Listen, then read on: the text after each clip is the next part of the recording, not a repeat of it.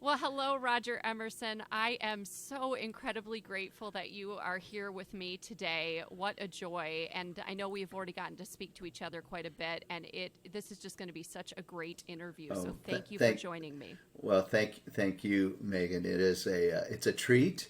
Um, it's a real joy of mine to be able to connect with other musicians and choir directors, and it's a privilege. So thank you for asking. How did your childhood shape your future in becoming Roger Emerson, the world renowned arranger and composer? To preface this, I sound like Betty White. You hang around long enough, and people will like you, kind of thing. So,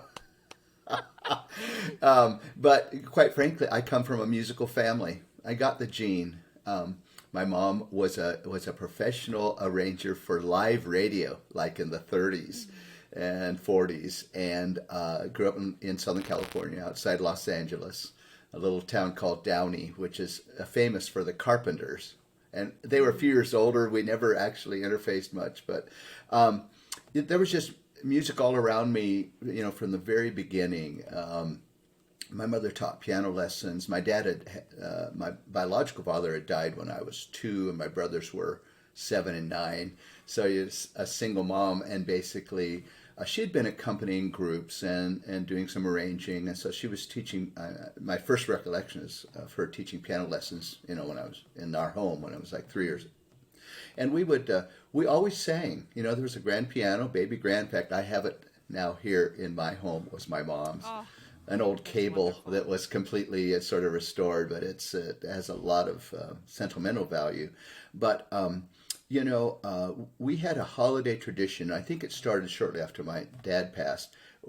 Christmas Eve would be open house, and mom would just maybe the first year she sent out invitations. I don't know, but from that point forward, we've had 40 or 50 people around the piano singing Christmas carols.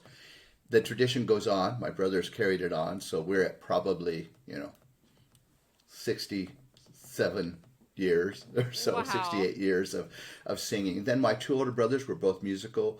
I grew up in the era of the Kingston Trio and the Modern Folk Quartet and the Limelighters, and of course they were, you know, playing in groups, playing guitars, singing. And of course, I was the baby brother. I wanted to do something as well as they did.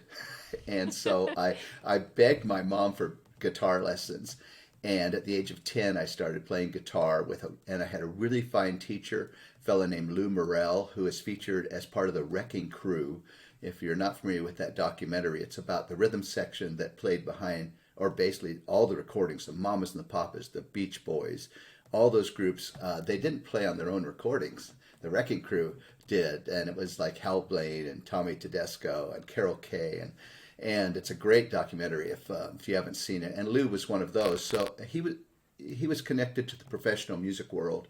Oftentimes he'd say, "Oh, I can't do a lesson this week. I'm flying to Vegas to play behind, I don't know, Johnny Mathis or something." Wow. And an interesting sort of sidebar is I think I studied with him until I was about 14, and he introduced me to jazz guitar. I thought I was going to be a jazz guitarist, but then of course the Beatles came to America, and I wanted to be a Beatle. I had hair, and and I What was did you want to be? One Beatle in particular? Was there one well, person Paul you really? McCartney. Paul McCartney was the guy to be, and I played bass and guitar. So and I was starting to write songs and things. But interestingly enough, my brother ended up he had a group with RCA Victor called the Match, and they were recording some demos, and they were recording one of my songs.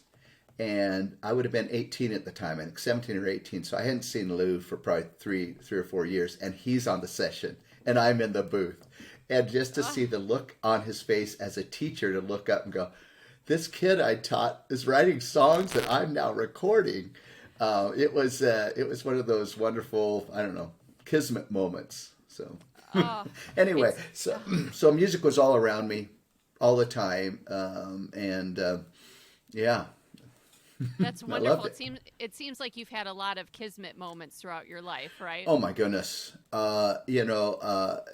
I'm not particularly religious anymore. I am spiritual. I have some problems with organized religion, but I do feel that there is a cosmic kind of connection. I have had prayers answered multiple times, but right place, right time. I mean, who would move from Southern California at 19, the hotbed of music and commercial music, thinking, because I was writing songs, pitching demos to major record companies, those kinds of things, and it wasn't getting picked up.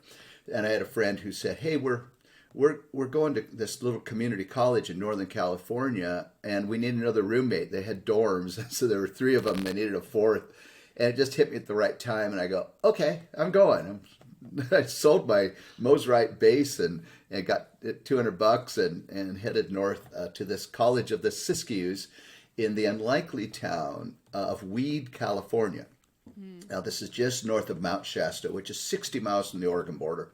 And Weed was named after Abner Weed, who owned the mill, because it was a lumbering community. Of course, now they're capitalizing on it. It's legal in California, so they have "I love weed" cups and things like that. But so this little community college, 500 kids, and I said, I'm going to take some formal music theory training, because I'd studied with Lou, and I could sort of read music pretty well, but I had good ears and sort of I understood where chords went because I played in a rock band and a jazz group and things. So, but I go, I'm going to get formal. You can't just skip over that. You said you played in a rock band, Oh, right? So I'm going to stop you for a second. So what was the name of your rock band? Well, it was called the Argonauts. But for some reason, the lead guitarist, who was a couple years older than the rest of us, decided we should be the Nervous System. Now, well, there was a group in the LA area called the Proteins, which protein, TEE. I don't know, but we were sort of we played like 6 times a month. And we could make $50 a man. Now, this is when the minimum wage was $1.65, so it was really terrific. And all three of the other guys in the group were really good musicians. I was learning. In fact, Ken, the sort of lead guitarist, the leader, went on the road with Trini Lopez, borrowed my guitar because I had just purchased a Gibson ES330, and he had an old Silvertone. He said, but he was a great player and a great musician. So I was surrounded by these really good players. Prior to that, I was in a little jazz trio because I thought I was going to go the jazz route.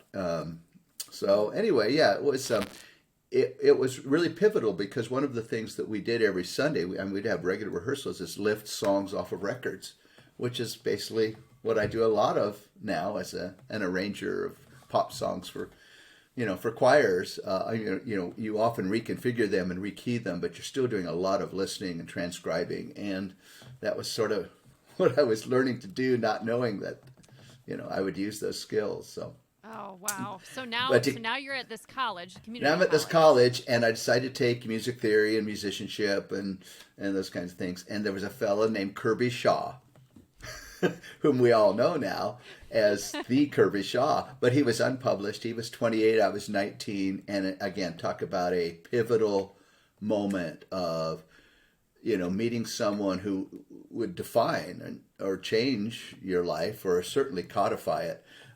Kirby was just a terrific influence, a wonderful teacher, entertaining as well as just a consummate musician. And he said, I think you ought to be a music teacher. So I go, okay, and spent 2 years with him, and then 2 years at Southern Oregon University, 60 miles north in Ashland, Oregon. And yeah, and the rest is sort of history. And I finished my degree, came back to Mount Shasta, where I now live, and took the first job I could get. It was at the K-8, band, choir, general music, guitar, everything under the sun. And that's when I started writing music, because I was, quite frankly, my worst group was my 7th and 8th grade choir. I call it the SA Mud Choir, and I stumbled on this piece by Joyce Eilers called "Brighten My Soul with Sunshine," and I go, and we did it, and suddenly I go, this is working. What's working about this? And I said, you call yourself a songwriter. You've been writing songs since you were 13 years old. You're now 23, 24. You call yourself a songwriter. Why don't you take her format, which was this 3-part mixed format with a very moderate, I call it the baritone parts, like F to D. It's sort of a catch-all. Put all your young men on it, and it may not be perfect, but it works, kind of thing. I call it the compromise range. And basically, I wrote a song called "First We Must Be Friends," and her concept was that the guys just sort of did little motives. So, you've got to brighten up my soul, and the guys go, brighten up my soul. 2 notes, brighten up my soul. So my first song was "First We Must Be Friends, First We Must Be Friends." that was the guy's answer, and it worked. And where did you think of the? You said you wrote that piece. I wrote the whole, yeah. Yeah. So where did the inspiration for the text? I know it's a simple little like ditty, right? It's a simple little thing. Well, but yeah. what kind of led you down that path? Like, this is going to be my first thing that I do. I wanted to. I think already, and this would have been 19. I'm going to say 74, 75. Already, pop music was becoming sort of laden with what I considered inappropriate lyrics for kids, and so I wanted, kids in middle school, they're budding sexuality, if you will, and I go, I think it's important to be friends first. First, we must be friends. When the friendship ends, it's just no good. Touch me with your heart. There's no better way to start our love. The way the thing went. Yeah, and I mean, people ask about songwriting. I was in a workshop with Weston Noble years ago, and he must have been close to 90 at the time. And I would always, when I'm giving a workshop, I always go to all the other workshops because, as we talked about earlier, you never stop learning. Best thing about being a music educator, first of all, it's the hardest job you'll ever have. And the most tiring, but you're always growing, and I think that's really important. But he said something profound. Again, talk about those pivotal moments. And he said, "That which is unexplainable is of the spirit." And so when people say, "Where did that melody? Where did Shoshone Love Song come from?" or "Where did First We Must Be Friends come from?" I go, "I don't know. I'm a conduit. I sit at the piano and it just comes, and some of it's better than others. Some of it's truly amazes even me, and some of it is, that's okay." Yeah. I've used Shoshone Love Song several times with my students, and it is just such a beautiful, a beautiful melody. It really just sticks with you. It just stays in your heart. Yeah. It's there's something about tune smithing. I hear melody. I hear voices. I hear melody. You could play it. You could play any chord or chord progression, and I hear melody over the top. And I think quite frankly, good vocal jazz improvisers are really composers. They're hearing melody and relationship. They're not thinking like an instrumentalist does about, I'm playing a D minor 7. I'll think a C major scale, kind of thing. Vocalists create melody. The best ones, when they're improvising. I think songwriters do the same thing, from all that I've read, at least, from my standpoint. So. When you're creating these melodies, do you see imagery? Is there imagery connected, colors connected? Like what is that process like for you? No, I don't really see line or color. I hear shape, I suppose, or I know that, okay, this needs to, it can start here, but it needs to go here. And I try and live with it for a while, but the best ideas come very quickly. They do require fleshing out, because what I'll do is, in the old days, I'd run a cassette player and put it on record because I didn't want to miss anything. These days I do a voice memo on my iPhone. Lots of ideas, some better than others. Sometimes you go back and go, I really like that idea, or that was not so good. Yeah, so it's yeah. So all I can say is I was just lucky. Given the job or the task. And again, I could write a song for you right now. It might not be very good, but yeah, I don't Oh, know. I would love to hear the song from Roger Emerson to Megan Ferrison. I would like to hear that song. Yeah. Oh, you want to hear it? Can I? You want me to play something? Oh my gosh, yes, please. This is awesome. Megan Ferris, what are you doing in old Michigan? Megan Ferris, oh, it's you again. There you go. Okay. Okay. Oh, that goes up there on just one of the greatest moments. Oh my gosh. Oh, okay. I've got to calm myself down now. So, all right. There you go. All right. I do have this question for you. What is the strangest place where a song has just come to you? Like, can you think of where you're just like you're in the middle of doing something and you're like, I have, and yeah, and we can keep this, PG. But where are you? Where music comes to you and you go, I gotta go. The interesting thing is I have awakened in the early morning sometimes, and in that sort of you're coming out of sleep or a dream, and had a musical hook and immediately grab my iPhone and just 13531 to give me a key center, and then I'll sing this little line. It's happened there. I've been on a paddle board. Where I wish I had my iPhone with me, but I didn't because I don't trust myself to keep it dry.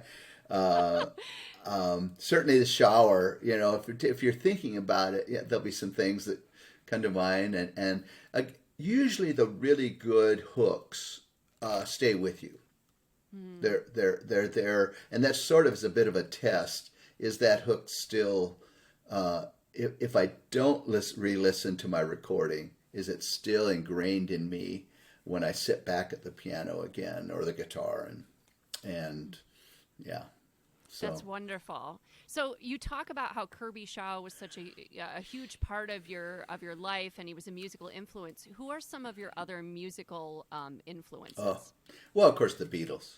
And I say not just the Beatles, but obviously their producer George Martin, the fifth Beatle, who I think really codified their music. So pivotal from a songwriter and ability stylistically to just really look outside the box. If you think about the growth of the Beatles over 5 or 6 years, that was really amazing. I obviously love jazz.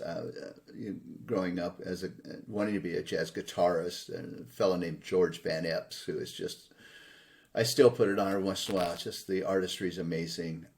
James Taylor, Earth, Wind and Fire, Ambrosia, all those yacht rock. I did a yacht rock medley, which is all that late 70s, early 80s stuff. Christopher Cross. All those things, very pivotal. Lately, I've been listening to there's a great CD I love by a group out of Seattle called Groove for Thought, and their inspiration CD is just one of my favorites. Turns out that the son and is it granddaughter of Jack Kuntz, who I started writing with back in the 70s. It's his son and granddaughter pivotal to the group, and the arrangements are fabulous. The other thing is most lately I've been listening to a lot of A Great Big World. I did an arrangement called Rockstar several years ago. Ian Axel, he's really this terrific songwriter. Duncan Sheik from Spring Awakening, although we couldn't do much of Spring Awakening in the school market. The songcraft really good. And a good friend of mine to put me on to Dan and Shay, and it's sort of part of my country stuff, but they're great songs, really beautifully produced. Josh Kelly, another sort of organic singer-songwriter. And of course, you go back, you got John Denver and all those people. So yeah, we're sponges, we're synthesizers. We take it in, we spit it back out. That's sort of. That's awesome. Four freshmen, high lows. Oh, yeah, all that tight harmony. Singers Unlimited, one of the most Singers Unlimited, but New York Voices, one of the most of all my musical experiences, hearing New York Voices live for the first time about 10 years ago, I said, this is it. This is consummate musicianship, consummate arranging.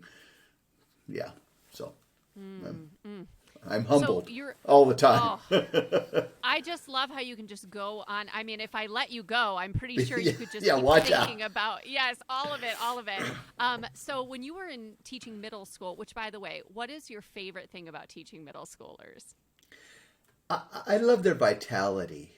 I love Mm-hmm. their to see them becoming real people or people on their own. Because that's when the whole thing about sort of separating from your parents sort of occurs. I dug that, and I think maybe there's a part of junior higher alive in me, probably. I'm a Capricorn. I get younger as I get older, so I'm at about 13 now. But yeah, I dug that, and what I really dug is particularly, I taught my first 5 years middle school, and then went on to the high school, and then I took a hiatus. Then when my own kids ended up at the middle school, the program sort of sucked. So, quite frankly, Mary and I went back in and took that program over, and I taught it for seven. We taught it for 7 years, and I was so much better a teacher the second time around. For starters, taught my kids to read, duh, but also we really were able to produce a pretty good product at the seventh, eighth grade level. Because I think sometimes you go, oh, they're middle schoolers. There's going to be droning. There's going to be mud. No, you got to set the bar and work Mm-hmm. on those things because they really are quite capable. So yeah, I'd Oh, go back. they're a great age group, and they're so loyal. I have Loyal. so often described them as being loyal because when they love you, when you've got them Oh, hooked, they are oh, yours, and they're they yours for love you, life. and they can't wait to get to you, and they will meet those challenges that you Yeah, you present to yeah. them. Well, and they So don't have the distractions of high school, girls, cars, football, football, etc. At the high school level, you don't have those distractions, so they're a captive audience if you get them on your side. So hmm So you had this first piece, the first we must be friends, and then yes. did you tell me about the story about trying to get into the publishing business? Well, it's at that point, Kirby Shaw had started publishing with Hal Leonard his folk jazz series, the orange covers with his picture on that we all have done horns on and beards and stuff. And so Kirby sent in, I think, two of my pieces, First We Must Be Friends and Sinnerman, into the director of choral publications at the time, a gentleman named John Trepp, whom I adore, and he's passed now. But I got a form letter back, said sort of a form letter, said thank you for your submissions. We really like them, but we don't have a place for them right now. That was the sort of euphemism for, I guess we don't like them that much. And so, but as kismet moments will happen, or green light moments, if you're reading Matthew McConaughey's book, which I'm not a big Matthew McConaughey fan, but he talks about his green light moments in his career. And a green light moment was that a couple of years before, I was teaching band and choir, and I was using this Learning Unlimited, this Hal Leonard band book, and the local music dealer, and local music dealers are important, please support them, knew I was using it, and he was having the director of sales from Hal Leonard come out and give a workshop for area teachers on this band method. He says, well, I've got a guy in Mount Shasta that's using it very effectively, this young guy. So I went down and I met Bill Altus, and so I had sort of made this Hal Leonard connection before Kirby. I mean, they're sort of siloed there, so it was one division, not knowing what the other division was doing.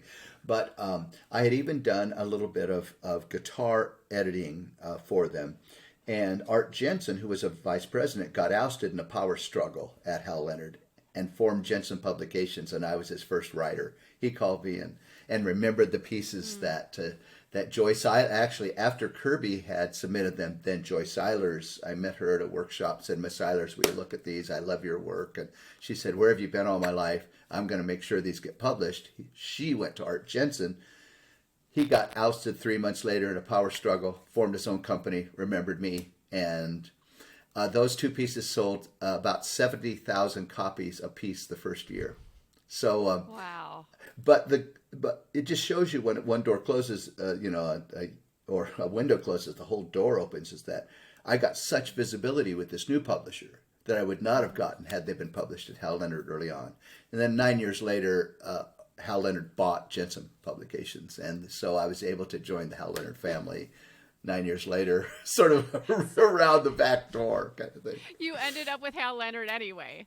Yeah, I did, and they're a great company. I mean, Oh. they're just the best, and just had some great leadership there. Emily Crocker, who literally I think changed the face of choral music, and it's so good to me and helpful, and yeah, and it goes on. I'm just so grateful to this is my 44th year, almost 45, doing this, and I can't believe it. Can't believe it. I think part of it is that I'm a little ADHD when it comes to my stylistic preferences. I like the whole gamut. I've done everything from pre-K and kindergarten musicals all the way up to, of course, some fairly high level vocal jazz kinds of things for the collegiate level. And it's part of what keeps me fresh, I think, is that I've never been pigeonholed of, I mean, I guess you'd say a lot of middle school people use my music, but then sort of a lot of high schools and some elementaries too. So, yeah, I'm very, very fortunate. 25, 30 pieces a year for, you can add them up. What a great life. What a, Oh, I mean, well, we talked about this. Yeah. yeah. And I love, trust me, I love teaching. In fact, the only reason I stopped is, I went on to the community college, did vocal jazz there, and after middle school and high school, and I would teach again in a moment. I mean, sharing music, providing you have the right conditions. I mean, I see people struggling, and usually it's that the foundation is not there. You don't have, first of all, you got to have a vision by your administration and your community as to what they want. And then you got to have the proper scheduling. You got to have the proper monies for music and perhaps an accompanist. There's all kinds of things that made it really great for me in this community because we had a history of music support for music. We would have 80 and 90% of the student body involved in elective music. Mm-hmm. Elective music. I mean, because you had parents that said, "Yeah, this is a good thing to do." You had administrative support. The groups were good. They presented well. Kids wanted to be part of something good. So. Yeah, that was going to be my next question to you. Was what do you think it is that is the best recruiting tool for teachers? Because teachers are they're struggling with different challenges, scheduling. There are new programs there that where kids feel like they have to be taking the highest level classes and they give up opportunities to take those art related classes. So what would be your advice to teachers as far as recruiting and keeping students in the program? Well, it's a tougher gig than it ever was, when I was teaching, because you do have all these call them distractions or challenges. But I would say, I mean, there are several things. One is I have seen some movement towards, do you really need to take all those AP classes? I find people at college level saying, it'd be better to have you be well-rounded than have you distracted, or it would be more important. So, but from an individual teacher standpoint, I think it's important to build your community. And that includes your administrators, includes your custodial staff, the secretarial staff. I used to have a secretary who at the end of the year, because I always overspent my budget, would take everyone else's classroom money budget that was left over and shift it over to music. Julie Adams, God, I love her. But the fact is, I would take the secretarial staff out to lunch once a year. I mean, you got to sort of work the room. And the other thing is that, of course, I had parental support. I think it's important to have half a dozen strong supporters that when you need to move the dialogue forward with your site administrator or whomever your next level is, that you've got some team to go in and say, hey, we think this is important. Because administrators listen to 6, 12 people. I mean, it doesn't take an army, and it's got to be well thought out. You've got to be aware of, okay, what are the administrators' challenges from scheduling or whoever's doing that? What are the other classroom teachers' challenges, and how can I help them and fit in? Can I do a musical that is curricularly related, like Go West or Dig It, Ancient Civilizations or The Adventures of Lewis and Clark? Because then you bring them into the fold and they go, well, you are doing important work.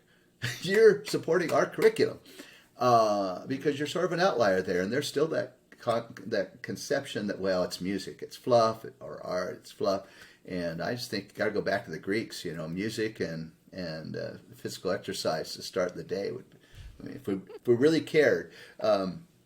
Is that how you start your day? Do you exercise every morning? I do exercise every morning. I've got I used to go to a spin class and a stretch class, and now it's all in Zoom, which we actually like better. There's about, I don't know, 6 or 8 of us that are on it, and we can actually carry on chatting a little better on Zoom than we could in the room where it was so noisy, and still get a workout. My wife's very, very in great shape. She was a terrific athlete. And so she keeps me paddleboarding and kayaking and mountain biking and all those kinds of things.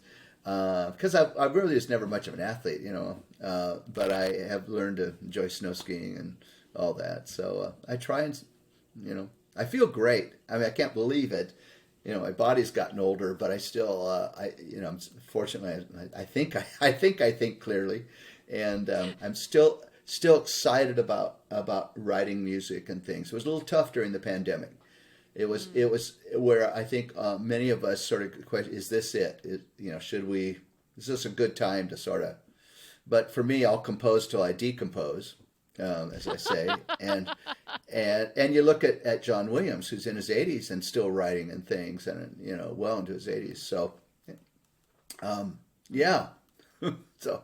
You've talked about the marketability of accessible music and in some other interviews. And I know that when people think of Roger Emerson, they think, I know that he has music I can give to my students, things that are accessible. So, yes, we really appreciate that. Can you just talk a little bit more about that? Like, when did you decide, like, I'm going to write this level of music, or when did you focus, your aim towards that specific thing, right, to figure that out? Well,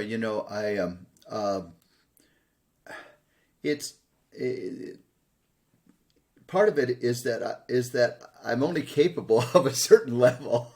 I mean, I've always said there are much more skilled arrangers. I mean, Darman Meter, New York Voices, oh my gosh, and Kirby Shaw's fabulous arranger. For me, I arrange from a singer standpoint. So I really try and fashion lines, particularly if I'm doing middle school music, where the barittenors have not only a limited range part, but a melodic part, because they're going to gravitate to the melody. So obviously I started off, keep it simple, stupid. I saw what Joyce Eilers had done with her format, and it's achieving harmony via counterpoint, via multiple melodic lines, as opposed to stacked harmony, which is very hard to say, which is a next level of singing. But of course, at the same time, some of my earliest pieces, Blue Skies was a vocal jazzer with big, thick chords because of my hearing the Four Freshmen and the High-Lows growing up, and my mom had a little quartet or quintet that did those close voice chords. So, but the market, if we're going to talk about marketing, it's a pyramid, and the best groups are right up at the top of the pyramid in a very small market, and the groups that need the help are the ones that are the biggest part of the market. And Art Jensen, who formed Jensen Publications, once said, "Don't forget the little old lady in tennis shoes in Kansas." I am so glad that you're bringing this up, because I feel like so often people are You mentioned these people that you're like they can create more difficult arrangements than I can, but I am needed in a particular, like, it doesn't Yeah. mean that I can't do what I'm doing. And I think people, especially with social media and everything around us that shows us all these people that are achieving all these things, Oh, we may oh, feel like I'm not good enough, I can't do that. But yeah. there is a place for us and for our skills, and we can work and be useful Absolutely. without Well, having to be this other person. absolutely. And, you've got to be yourself. I learned that sort of early on, trying to be others, clinicking at 26, 27. You go, I'm no Andre Thomas kind of thing. But the other thing is that I had a green light, a pivotal moment about my third year of teaching, where I realized the music's a vehicle. You want to bring joy and not only joy, but what do you want as an educator? You want to equip young people with the skills to navigate life.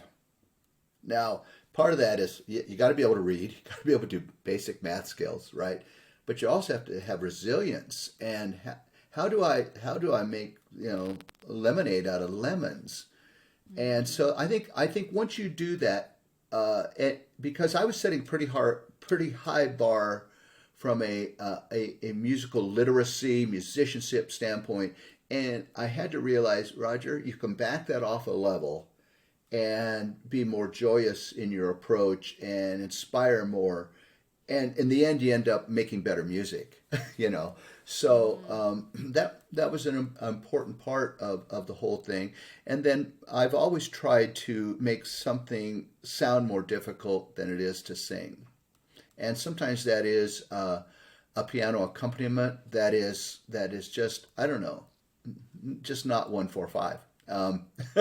And and also it is coming up with some neat counter melody kinds of things that a singer will go, oh, I want to sing that line. That's because we've all found those. Oh, I love where that line goes. Why, I don't know, but so yeah, I sort of do what I do, and I guess it's working. I'd say so. I would say So so. I better not change. Don't change now, Roger. Tell me about your newest published project with Hal Leonard. Well, of course, the pandemic put everything everything stopped. Everything stopped. I know that Hal Leonard, laid off probably 20% of their staff. They stopped any production at all, other than their. What saved Hal Leonard is that you've got to realize only about 10% of their business is instrumental choral. The bulk of it is mass market guitar books, piano books, everything you buy off Amazon, folios, those types of things. So the good news is that when people are not singing in choirs, they were at home going, I'm going to work on my guitar skills. I'm going to work on my piano skills. And so quite frankly, that part of the company supported, our division, which basically, probably cut in half or more. So things have just been ramping back up. But lately, if you want to know what I've been working on, of course, it probably won't be in print for 2 or 3 months. There's a tune in the animated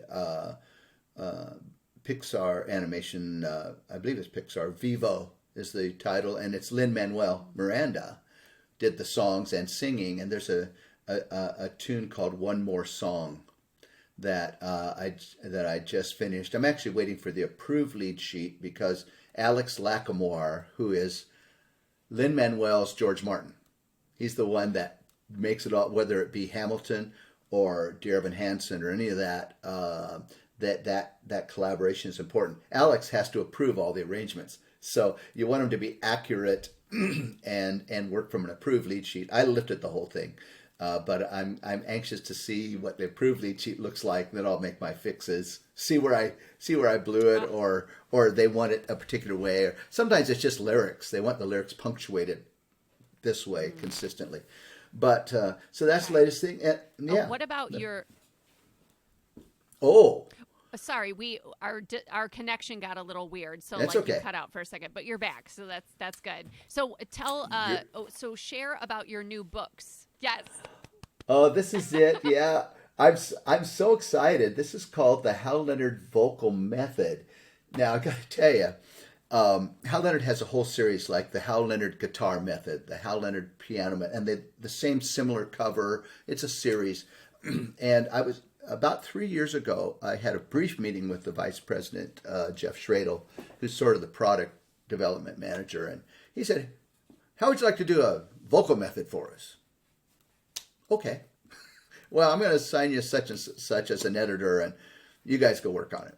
Well, what I realized, first of all, if it was a guitar method, pretty simple. You start with whole notes, and you got to strum like a G chord or a G note. I mean, that's pretty easy. But a vocal method, people already sing.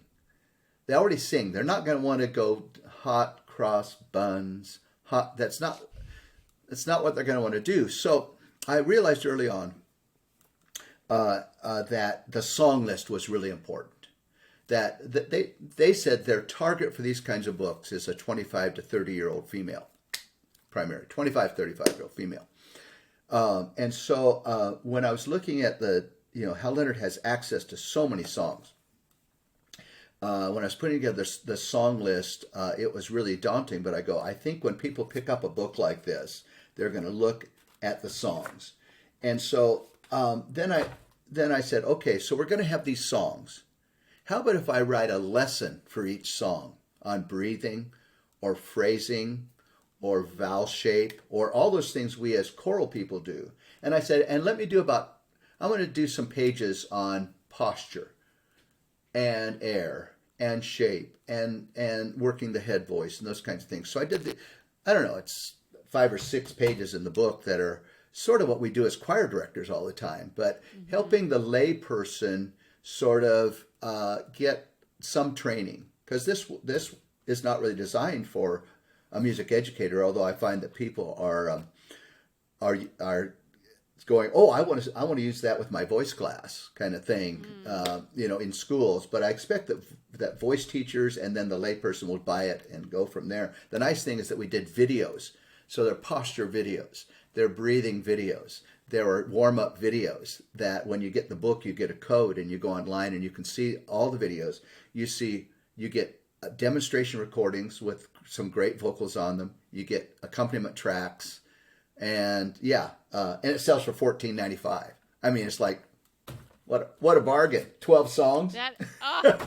That's great. That's awesome. Yeah. So you're building this foundation of vocal pedagogy and singing structure, and like for the person who is just kind of starting. And I'll tell you what, when I think of like band directors who have to teach a choir, that's a great idea. Great. I hadn't thought about that. Thank you.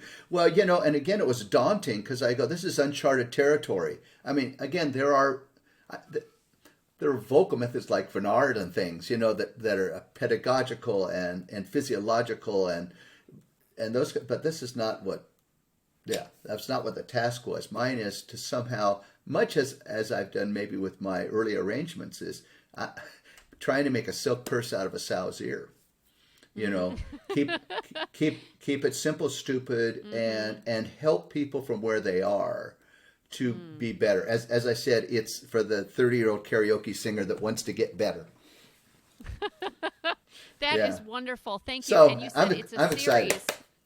Oh, I'm excited for you. Yeah. So is that already out and available? Yeah, they're out and available. You can get them from your music dealer or Amazon, which is really easy. It's called the Hal Leonard. This is the soprano alto edition, and this is the tenor bass edition. Just song list, tenor bass, Can't Help Falling in Love, Stand By Me, Take Me Home, Country Roads, Fly Me to the Moon, Hallelujah, Fields of Gold, Fire and Rain, Mad World, which I love, Haven't Met You Yet, Perfect, Yesterday, and Crazy Little Thing Called Love. So we got something for everybody. The female, originally it was going to be one book, and I said, guys don't necessarily want to sing what the gals want to sing. Why don't we do 2 books? So I got 2.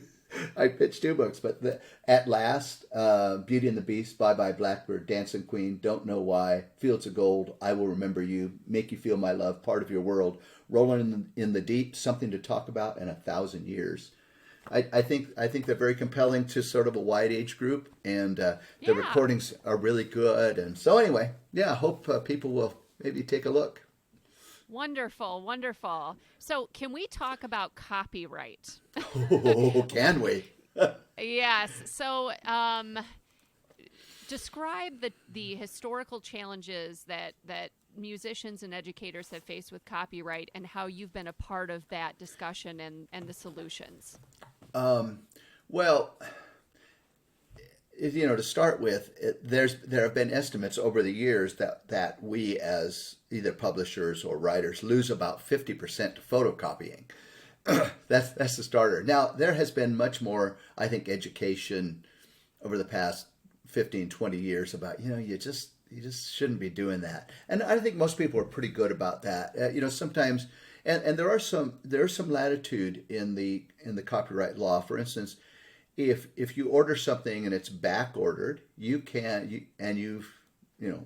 I suppose paid for it, or at least the intent is to pay for it, you can duplicate copies to use during the interim, and then tear them up when the music comes or whatever. That's good to know.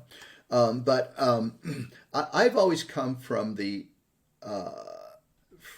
standpoint that make every effort to compensate those who created what you're using, some way, somehow.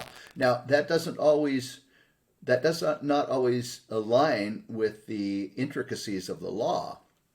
For instance, I did a revoicing of an arrangement on a commission, and it was basically the same arrangement but in a new key, and I think I inverted some chords and things. And at the time I said, well, just go ahead and buy 20 copies of this voicing. That way everyone gets compensated, and I'll send you, they paid me, I don't know, $250 to go ahead and do this basically rekeying. Well, it's illegal. You have to get permission to do that. And so my hand was slapped by copyright people at Trisona because it was used in a festival, and they said, no, you have to actually go through the licensing process. So even though my intent was correct and the people that needed to get paid did, that wasn't kosher. I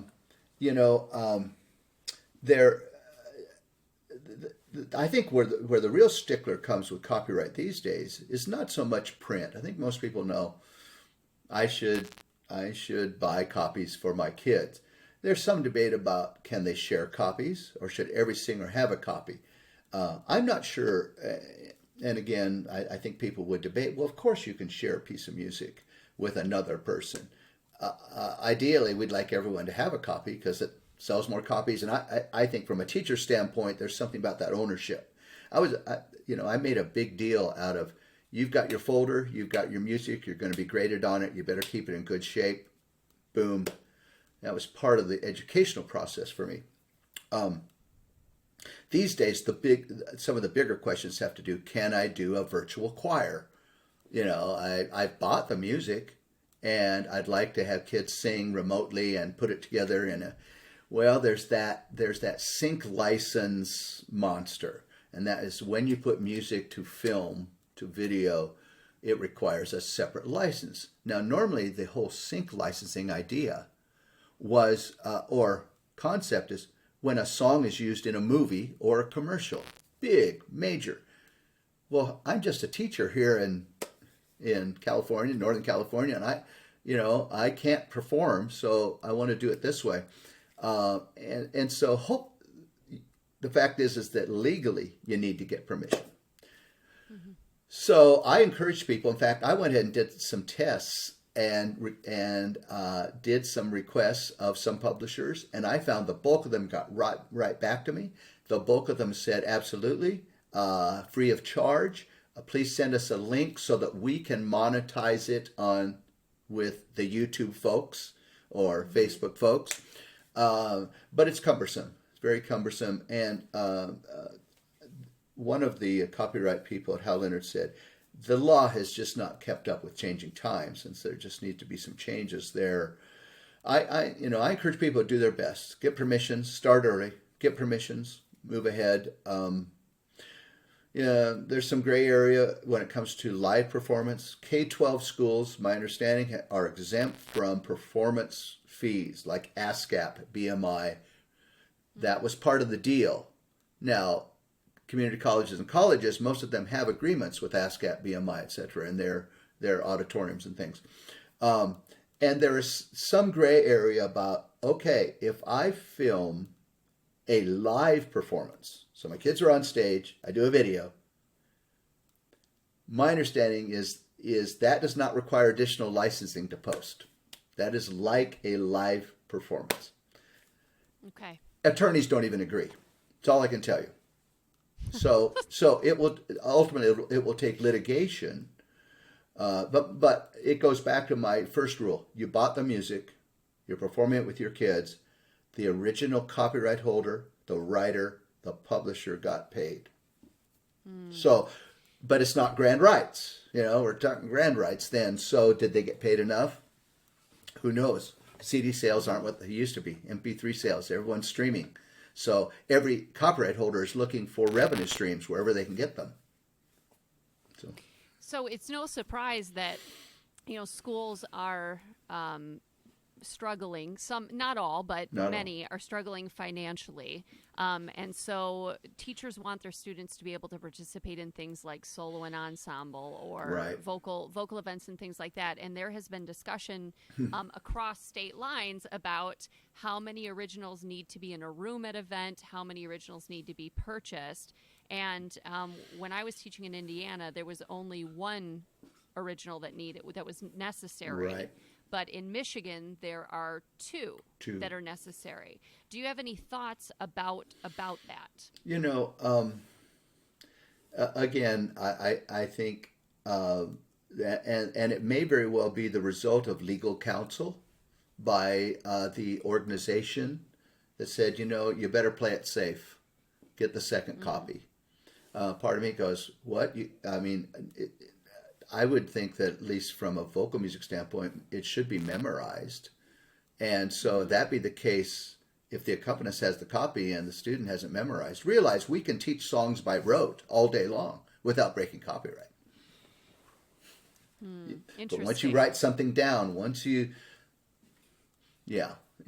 So that's my understanding. So. Okay, well, thank you. I don't know if that helps. No, that it is helpful, and it can be interpreted which way by whoever is listening. And again, this is all just to have an important conversation and have people thinking about these things. Because when you're in your own little world for so long, I think that you get stuck doing certain things, or you think things are okay, or you're not sure. I think more often than not, there's the question of there's uncertainty, and teachers are already so burdened with the daily responsibilities that they don't need to be thinking through copyright law and getting online and trying to search. And what you said, people don't even agree. So what are we supposed to do? So no, all of that is very valuable, and I appreciate that. You had mentioned something about, is it called Arrange Me? Is that? Yes. There is. Okay. This actually goes. Publishers realize copyright holders and publishers may be one and the same, but in our business, and although Hal Leonard does own copyrights, they are primarily the print publisher for Sony EMI. The print publisher for Universal, et cetera, where Alfred Publications is the primary print publisher for anything that's Warner Brothers. So those are exclusive catalogs. But what I was going to say is that you want to make sure. I lost my train of thought there when it came to that question again. Megan was. It was just about talking about what Arrange Me is. Arrange Me brought this up. Yeah. Yes. Well, and of course, we as educators have done little arrangements for years. You just do them. Pop song comes out, and you go, I want my kids to sing this. There's no published arrangement available, and you scratch it out, and maybe you do it once, and who knows. But that's technically illegal. You can't do anything without permission. So I'd mentioned Larry Morton, who's now the CEO. He was president of Hal Leonard at the time. I said, why don't you become the Harry Fox of print? Now, if you're familiar with mechanical licenses, if you're going to record a CD, you can, for most pieces, you can go to harryfox.com, fill out a form, pay your $35, and done. And I don't know if he took that to heart or not. I've never really asked him one-on-one, but about 3 years ago, a company they had acquired, a couple companies, because they They also do this with Note Flight, which is their notation program that they purchased. That company also has a list of pre-approved songs. But Sheet Music Plus, which they acquired, has been maybe the most visual, and they have this service called Arrange Me, and basically there's like, I think, close to 1 million pre-approved songs. So you can look at the list. If you find your song, you can go ahead and arrange it. You're supposed to upload it with the copyright information they give you. There's no fee involved. However, technically you're required then to download those with the copyright information for your own group. So if you price it at $2 a copy, which most people do, they want to stay consistent with what current market prices are, because you can price it yourself, wherever you want. You're supposed to then download 30 copies. You're supposed to pay your $60 for your own kids to have a legal copy. But the nice thing is at least there's a vehicle now. Now, it won't necessarily, the list won't include, for instance, songs from Vivo yet, because it's a brand new property. It'll probably be 6 months from now before you can get a hold of that. So it may be sort of older songs, but you just have to go on, you type in a search and see if the song you want is available for arranging purposes. And then the idea, of course, is that you can then, through your social media or website, direct people to Sheet Music Plus, where they will find your arrangement and they'll purchase it. So it's sort of a new direct-to-consumer kind of thing. So at least it makes the thing legal and gives people an outlet. And hopefully we'll find some great new young arrangers and writers. Yay! that can't get in the traditional way. So. Oh, that's great. Right now I'm just even thinking of a student my husband has currently who is, it's unreal the amount he can put out and what he does. And so I asked him, like, are you thinking about selling these, like doing something with these? And because he's just very good. So for anyone out there who has students, who has family members or it's themselves, then they know that this is available. And that is awesome. So awesome. Well, and it really works during these, if we still have some virtual classes. If you're doing a songwriting class, now you can do it legally. And the kids can do it and upload their material. They can make it look great on the page, and I just think, some people say, well, Roger, isn't that cutting into your, I stopped worrying about that a long time ago. Fortunately, I've got enough momentum and whatnot that I want to see educators have what they need to do the job, hard job. So thank you so much. You're welcome. So going back to your music, what would you say is the song that has maybe a special place in your heart, like a composition or an arrangement that you feel is maybe your favorite or holds a really special place for you? Well, I think if you had to pick one, it has to be Shoshone Love Song. It was a fabulous text. I found it at the local library, and it was supposedly it was a book of Native American songs, but there was no song. It was just lyrics, and I was just. In fact, the funny thing is, just a few weeks ago, I wanted to find more background because as we know more, we try and do better, and I wanted to find some more background information on it, so that I could educate people a little bit more about its origin. I went to the library, and of course, they were closed during COVID. So once they open again, I'm going to see if that little book, and it was a little thin book, is still there, and see if there's any prefaces that might assist me. But yeah, my mom was a very fine pianist, and she loved Debussy, and but she is fairer, that contrary motion that I did on the chorus of Shoshone Love Song, that's sort of inspired by a I don't know, neoclassical, whatever you would call, sort of a Chopin kind of, a Debussy kind of approach to the harmonic nature there. A lot of jazz. If you think about jazz as a direct descendant, if you listen to some music of the Debussy era, it is, there's very cool harmonies. So that one, and most recently, I did a setting of Stopping by Woods on a Snowy Evening by Robert Frost that just recently went into the public domain, which heretofore if you could even get the rights, they were expensive, so Hal Leonard wouldn't pay for those. But it's a terrific poem, and of course, you think about it. Your first impulse is, oh, I'm going to set it as a nice, languid kind of ballad. And yet I sat at the piano very instantaneously and ended up with this sort of almost gallop. Bum bum bum bum bum bum bum bum bum bum bum bum bum, like a horse and rider. Whose woods these are, I think I know. His house is in the village, though. He will not see me stopping here to watch his woods fill up with snow. I mean, it was kind of thing. And that is, it's one of the few songs I said, I think this parallels Shoshone Love Song in many ways. But again, a great lyric. Start with great lyrics. So, there's two. That's great. That's great. Roger, I want to make sure I'm respecting your time. I have two more things that I'd like to cover if you have the time. Yeah, I've got plenty of time. Great, great. So I do, just so you know what they are, I want you, if you're still willing, I would love for you to talk about your family and Ryder. Right. Talking about that journey, because you had brought that up, and I thought, oh man, that is such an important conversation. And then, if you're okay with it, I've done this one other time. I want to do a lightning round with you, where cool. I've got some quick questions, and you just like gut reaction sort of Right. thing. It was fun when I did this. I did this with my high school choir director and his brother. They're both choral directors, retired, and they're both Rick and Rod Bushy.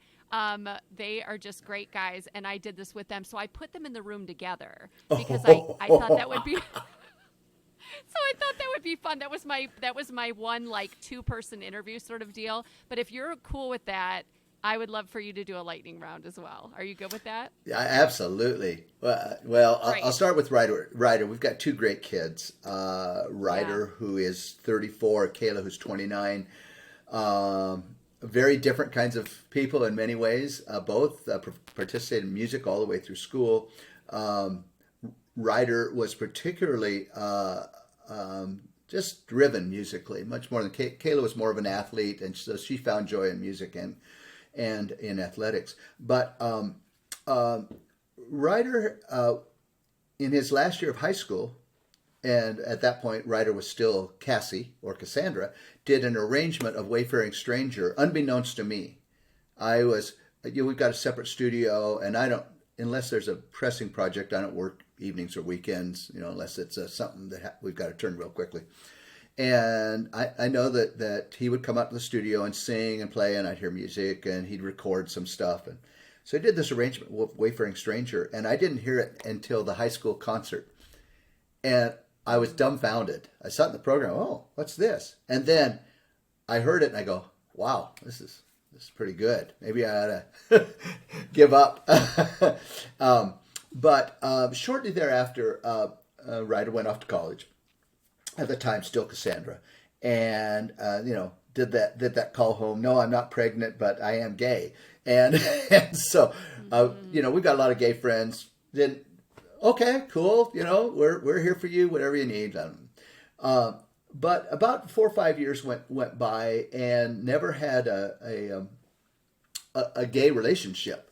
It was always with a straight woman. Or someone who had previously identified that way, or whatever, so about 5 years ago, sat us down and said, I've been doing some research. He goes, I don't think I'm gay. I was never attracted in that way. I believe I'm transgender. And I go, transgender, man, that didn't even cross my mind. I mean, as a parent, I'm going, why didn't I think of that kind of thing? Mm-hmm. I go, well, we're in. What do you need? And so, of course, there was quite a bit. You when you change your name, the birth certificate gets changed. Everything gets changed. I know that I think it's still up. If your listeners are interested, if you go Ryder Emerson on YouTube, you may find he chronicled the voice change as testosterone treatments kicked in from a really good mezzo alto to a sort of uncertain baritone. It's like going through the voice change. Now he's settled out pretty well as a high baritone. But I think I was telling you earlier that he had a wonderful counselor that we did a couple rounds of family counseling. Of course, Mary and I were on board.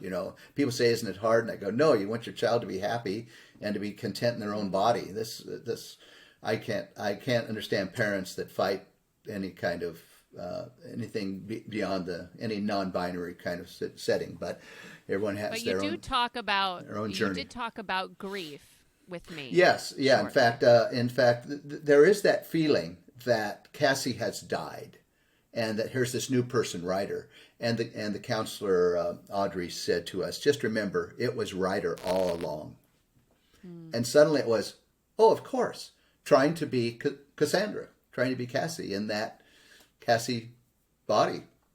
And so I've never seen him happier. Has a great girlfriend. Looks great. We shortly after coming out to us, we helped with the pay for the top surgery, and you wouldn't know it. I mean, I think as a parent, you fear for any non-traditional child that they'll be bullied or they'll face harassment. But the good news is that I don't think anyone thinks twice. And whatnot. In fact, I think again, there's probably some writer stuff that you'll see on YouTube. Sort of leave them to their own devices. So, anyway, it's been a great ride. And of course, Kayla goes on her merry way, and she lives in LA and is in the tech world. And yeah, That's right. You were telling me she's making more money than you yeah, are. yeah. Tech. I just want to tell your listeners something. Get out of music, go into tech. You want to make money. Well, speaking of making money, I always told my students about if they were interested in becoming a music educator. I said this. I said, you will get tired. You will get frustrated, but you'll never feel like your life didn't matter. So That's beautiful. So where's the there's the reward. I mean, yeah, obviously we want to make a good living, but I don't think there's any educator who has any sense of awareness at all doesn't realize I am making a difference. Sometimes you're making a difference with a child you don't even know about. The quiet ones, the hellions. They're always having. Would you be quiet? No, just go. And then of course you got the high achievers. Hey, yeah, you can do this. And I'll be very proud of you. But I think there's a lot of kids in the middle there that just if you're all in, they're all in too, and they find a very special place. It's what they talk about when they come back to reunions. Remember when we, performed here or did this, or it's very social, and you need to realize that the experience is very social and adapt to that. Doesn't mean that you can't have focused time. You got to give them time to be social. It's what I like to do. Give me time to talk. And so. You talk about those kids in the middle. Can I share a quick story Yes. with you, Roger? Because it just came to my mind, and it's about the kids in the middle, the ones that are just they're compliant, they're compliant, they're wonderful, but they're maybe not necessarily the ones that are way out there. You know what I mean? That are like always the attention grabbers necessarily, and the kids that you're Right. saying stop that. So they're right in that middle. It was probably my fourth year of teaching. I had a student who I was in a practice room with her, and she's great, wonderful, wonderful young woman, and always did the right thing. Right. Showed up on time, all of Yeah, that. one of those. And we were working on yes, and we were standing there, and she said, "Mrs. Farrison, why don't you like me?" And it just struck me. Like, I looked up at her and I said, "What are you talking about? I love you. Like, what are you? And she just said, you just don't seem to pay as much attention to me or pay attention to me As you the do way the you others. pay attention to." Yes. And it will never will leave me, that feeling that I had, and remembering that, you've got kids on both ends that are it's easy to pay attention to the ones that are vying for your attention all the time, Yep. either through negative or Yeah. positive behavior, but the ones that are just doing the thing every day and showing up. Yeah. And I'm so fortunate she said something to me. That takes a lot of courage to say to your teacher, like why to say that and to give me an opportunity to express myself and to say, no, I do care about you and you have taught me something about Yeah. myself and about my teaching. And so when you talk about the kids in the middle, Roger, I thank you for letting me share that back Sure. because that is a pivotal moment in my own Yeah. teaching So one of your career. green light moments. Yeah. Oh yeah. I Oh used to yeah. pass out a questionnaire. What did you really like about the class and what did you not like? What would you like to see changed to all my groups? The kids know. It's funny the evaluations that other teachers do on teachers or administrators do on teachers. Ask the kids. They'll tell Mhm. you. They'll tell you Mhm. what's good. And I had a similar. I feel like you have favorites. And it was a wake up call for me to make sure that I made every effort. You're going to have favorites, but make every effort to make sure that you just don't show it or you try and spread the love as evenly as possible. So, Mm. So anyway, are yeah, that's well, and we're always learning, right? That comes back to we're always learning, we're always yeah, growing and going, yeah, okay, okay. And I would always rather have someone approach me with a conversation than to talk about, not give me an opportunity to yeah, get better, to to be a get better better. person. Yeah, That's I right. agree. I agree. So, hey, are you ready for this lightning round? I hope so. Here, I'm going to take a drink first. Okay. Okay, go ahead, go ahead. All right, now I'm So, ready. Here, let me sit up in my chair. okay, great. So this is just like a quick one word or sentence answer. All right. Whew. Favorite food. Lobster. Hmm. Favorite animal. Dog.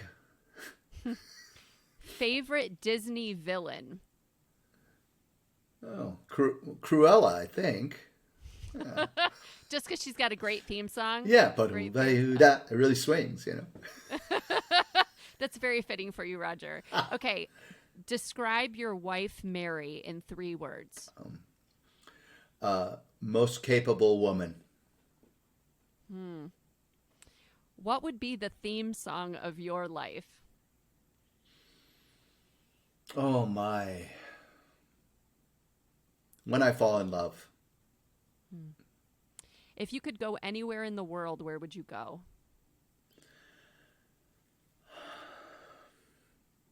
Boy, that's a tough one. I've been able to go so many places.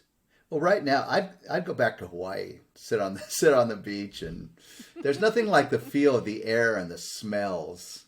It's not very exotic particularly, but for me, it's a place of great peace. I don't know. I'm from Flint, Michigan, so Hawaii sounds pretty exotic to Yeah, me. I bet. Okay, if you could have lunch with any person, living or not living, who would it be? Hmm. Oh, I suppose John Williams. Hmm. Yeah, I think. I I almost asked you earlier if you had met John Williams when you were talking about John Williams. I was like, have you met? I have not. I've got a good friend, Paul Lavender at Hal Leonard, who is sort of his right hand person, and they've spent a lot of time with him. And yeah, yeah, I'm in great awe of film scoring people. Um, you know, I guess the other people come to mind. I mean, I'd like to sit down with Barack Obama, I think, and find out what that was like. Political figures. Yeah.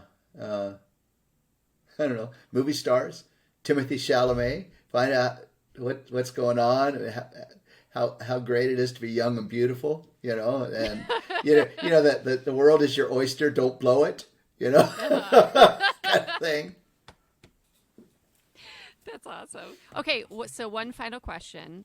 What quote do you live by? Well, love as many as you can, as much as you can, all the time. I mean, and it ain't easy sometimes, but I think my mom used to say, I was taking her to cancer treatments and the last year of her life, and I said, "What did you want for your 3 boys?" I'm thinking us to 3 boys, and we've all been, reasonably successful, married to the same people all of our lives, and that kind of thing, and have nice cars, nice homes, and I thought she'd say something about that. She said, "I wanted them to love and be loved," and the greatest thing I've got to admit about writing music and having people appreciate it so much. I mean, the whole social media thing, particularly Facebook, has been just really. If you want to feel good about yourself, man, it's just terrific to have people say, "Oh, I did this song, and I loved it," or thank you for doing this, or I don't got it. Plus my family, who are pretty good to me, although they keep me on my toes too. Never a dull moment, I'm just thank Dad, you so Roger. much. Thank you so much. I'm so grateful to have spent time with you. This was such a joy. My privilege. And just You're thank you welcome. so much, Roger. Yay! You are so welcome.